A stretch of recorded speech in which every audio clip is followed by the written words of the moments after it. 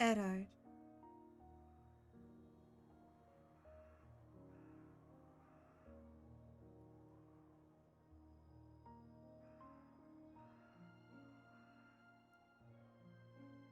They found her, my lord.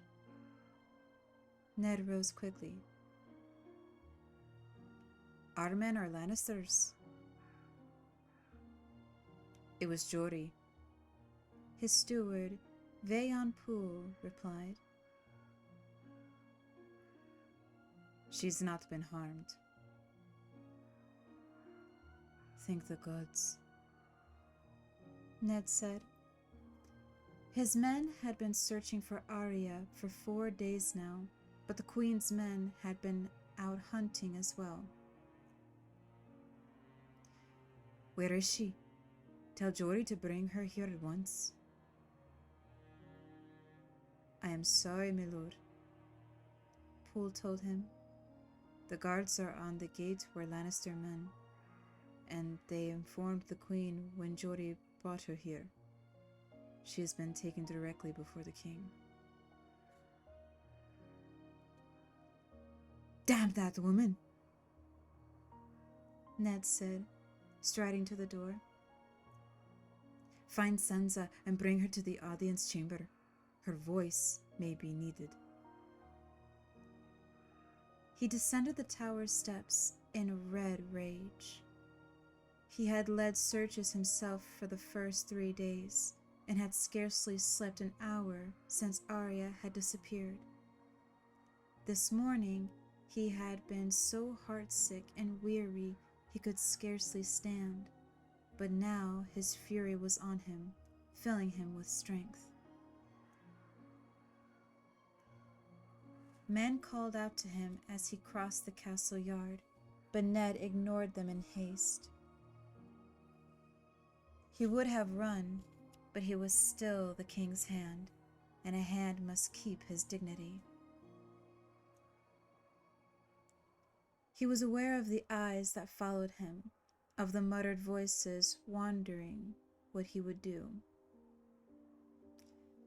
The castle was a modest holding, a half-day's ride south of the Trident.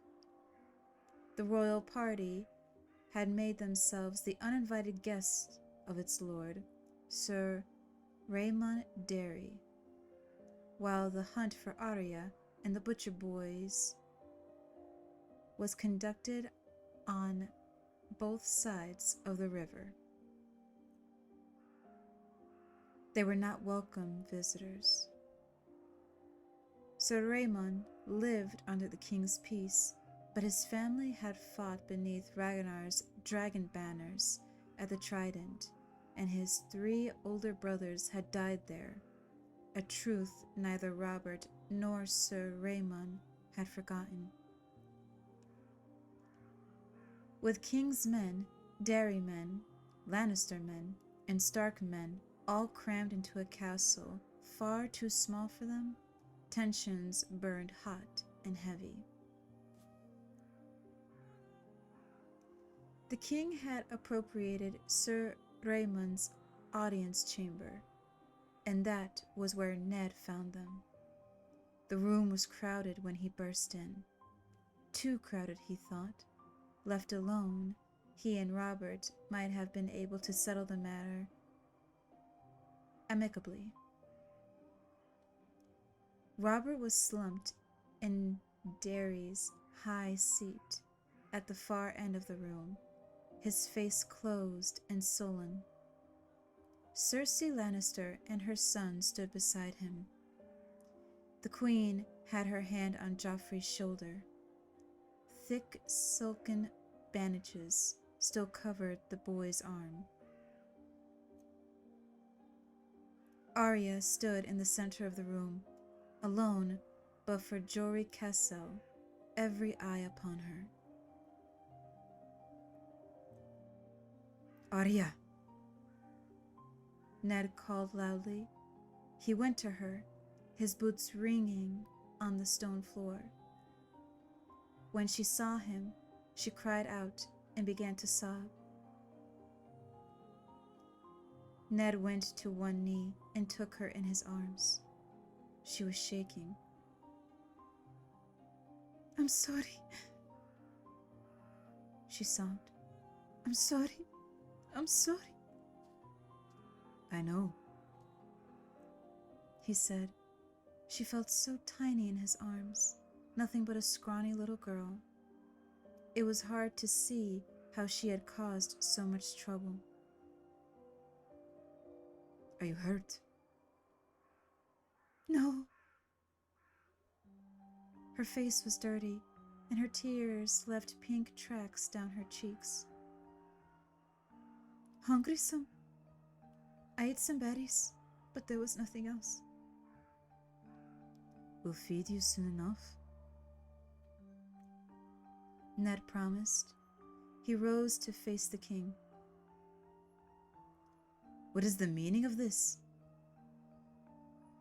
His eyes swept the room, searching for friendly faces. But for his own men, they were few enough. Sir Raymond Derry guarded his look well. Lord Renly wore half a smile that might mean anything, and old Sir Barristan was grave. The rest were Lannister men and hostile. Their only good fortune was that both Jaime Lannister and Sandor Clegane were missing, leading. "Why was I not told that my daughter had been found?" Ned demanded, his voice ringing. "Why was she not brought to me at once?" He spoke to Robert, but it was Cersei Lannister who answered.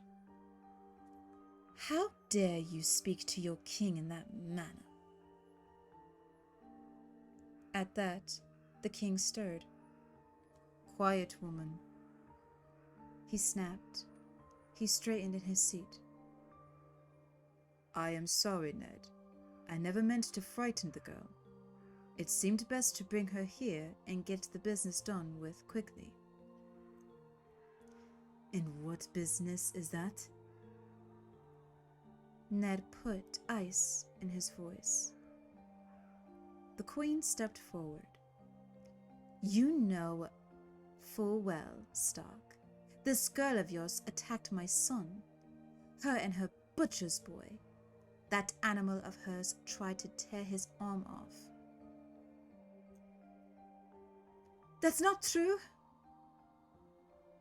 Arya said loudly. "She just bit him a little. He was hurting Micah."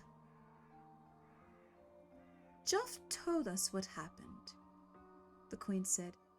"You and the butcher boy beat him with clubs while you set your wolf on him."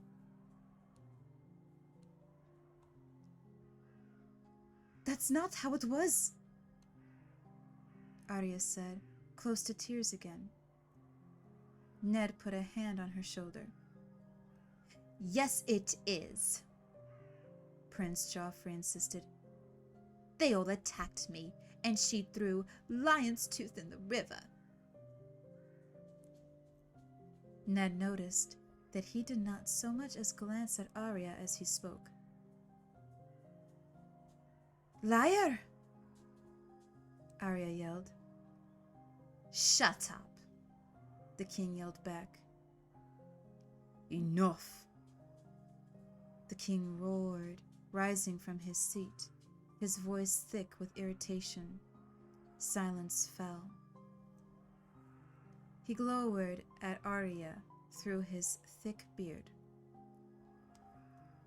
"Now, child, you will tell me what happened. Tell it all, and tell it true. It is a great crime to lie to a king."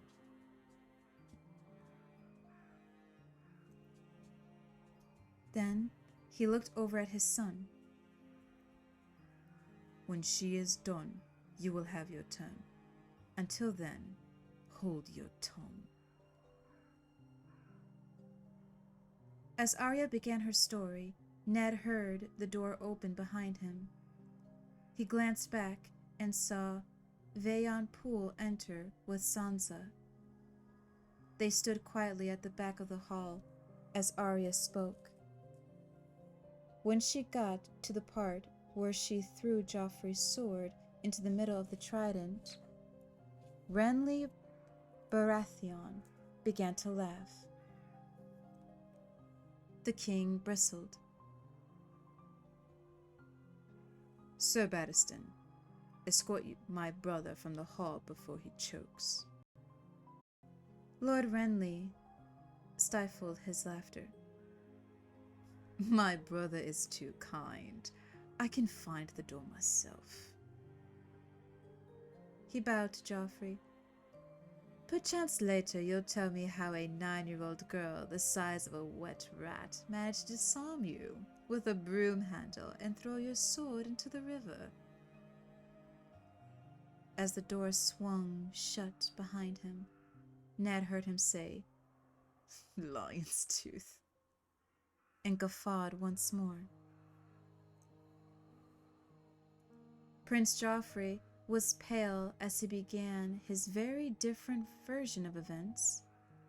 When his son was done talking, the king rose heavily from his seat, looking like a man who wanted to be anywhere but here. What in all the 7 hells am I supposed to make of this? He says one thing, she says another.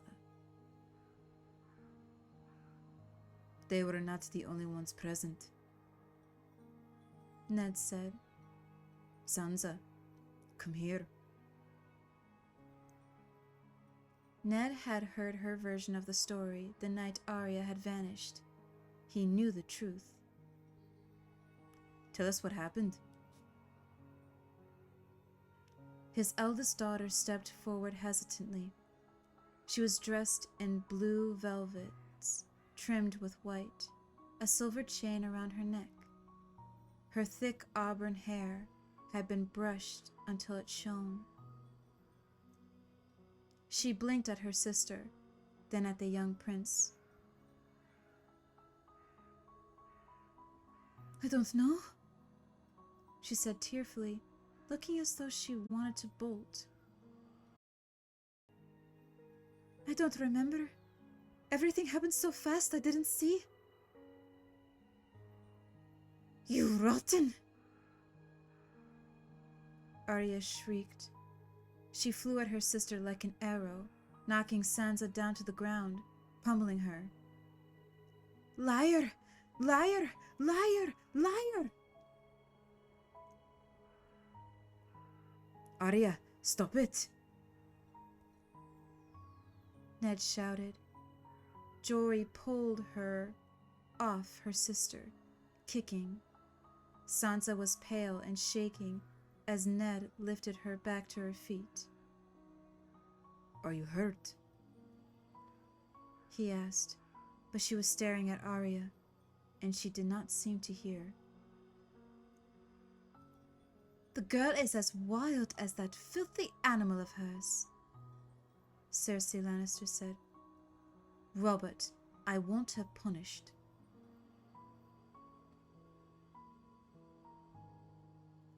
Seven hells, Robert swore.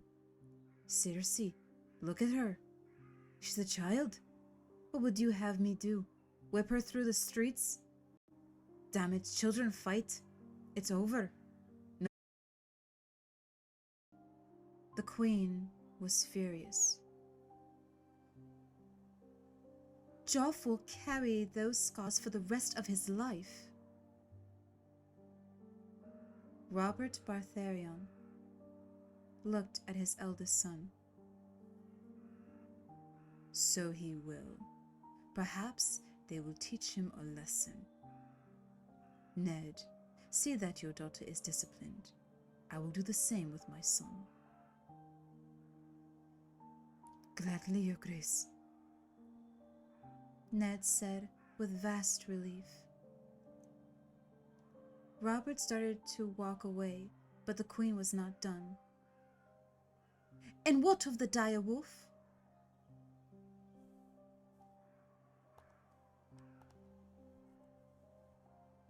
She called after him. What of the beast that savaged my son? The king stopped, turned back, frowned. I'd forgotten about the damn. Ned could see Arya tense in Jory's arms. Jory spoke up quickly. We found no trace of the direwolf, Your Grace.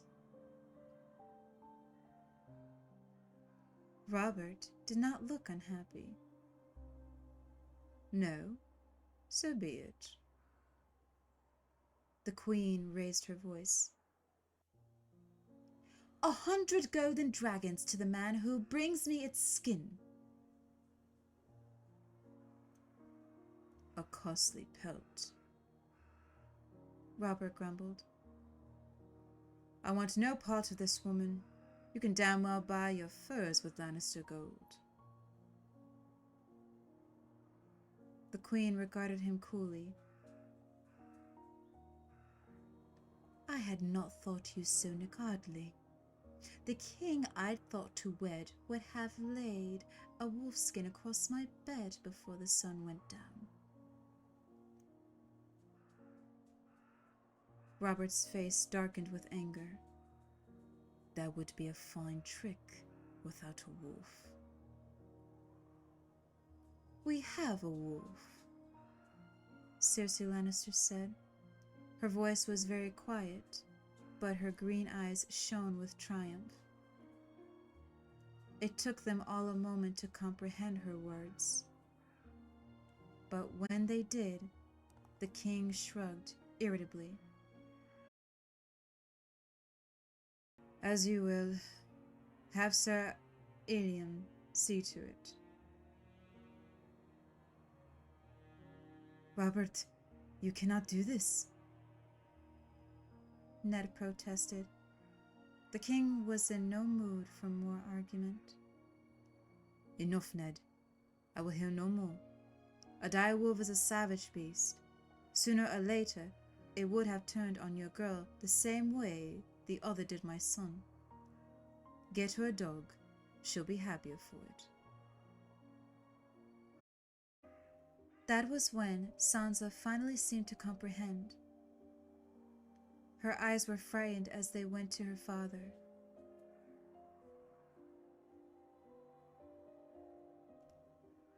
He doesn't mean lady, does he? She saw the truth on his face. No, she said. No, not lady. Lady didn't bite anybody. She's good.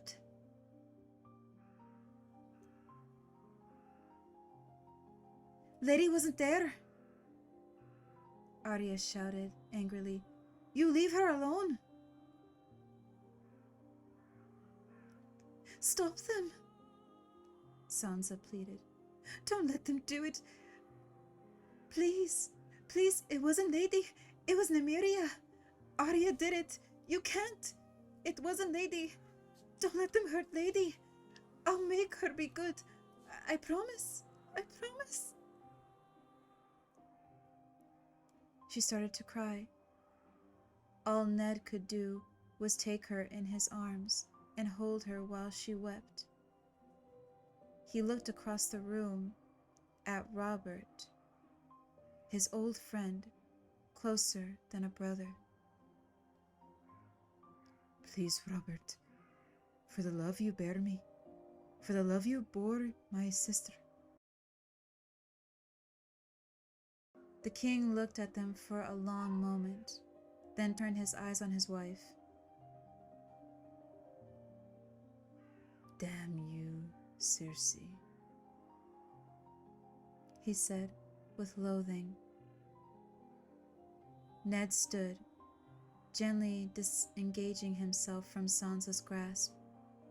All the weariness of the past 4 days had returned to him.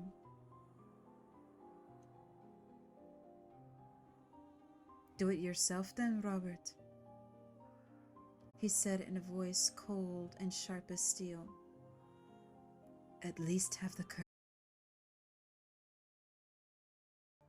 Robert looked at Ned with flat, dead eyes and left without a word, his footsteps heavy as lead.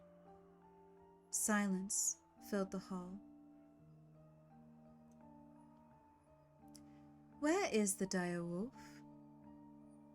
Cersei Lannister asked when her husband was gone. Beside her, Prince Joffrey was smiling.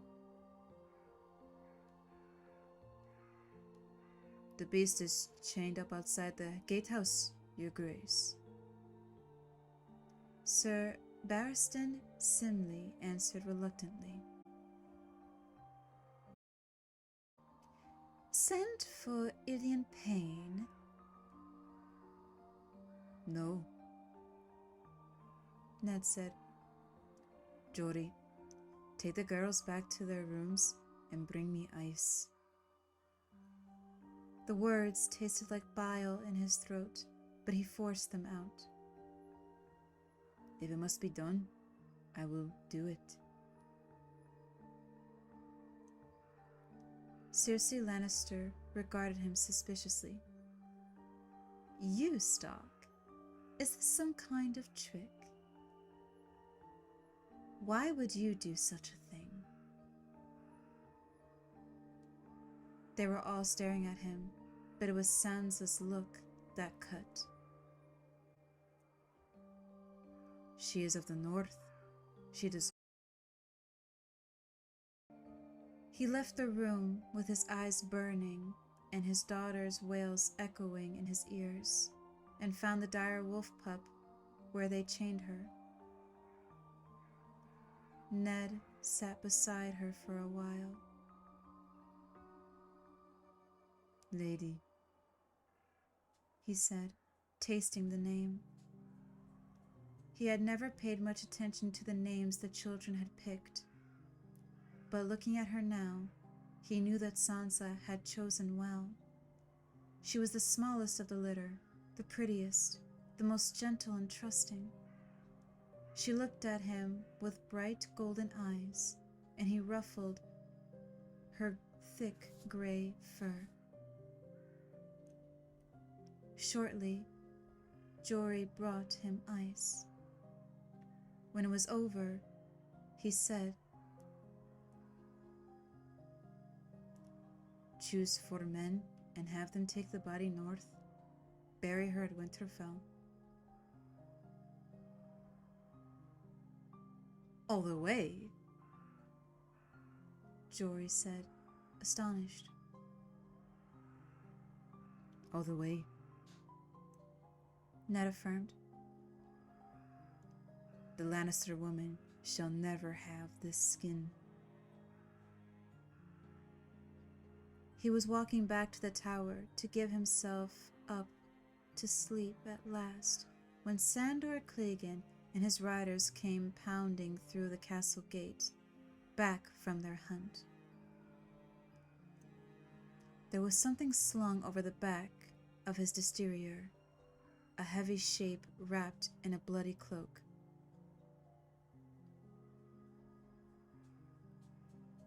"No sign of your daughter, Hand," the hound rasped down. "But the day was not wholly wasted. We got her little pet." He reached back and shoved the burden off, and it fell with a thump in front of Ned. Bending, Ned pulled back the cloak, dreading the words he would have to find for Arya. But it was not Nymeria after all. It was the butcher's boy, Micah, his body covered in dried blood. He had been cut almost in half, from shoulder to waist, by some horrible blow struck from above. "You rode him down," Ned said. The hound's eyes seemed to glitter through the steel of that hideous dog's head helm. "He ran." He looked at Ned's face and laughed. "But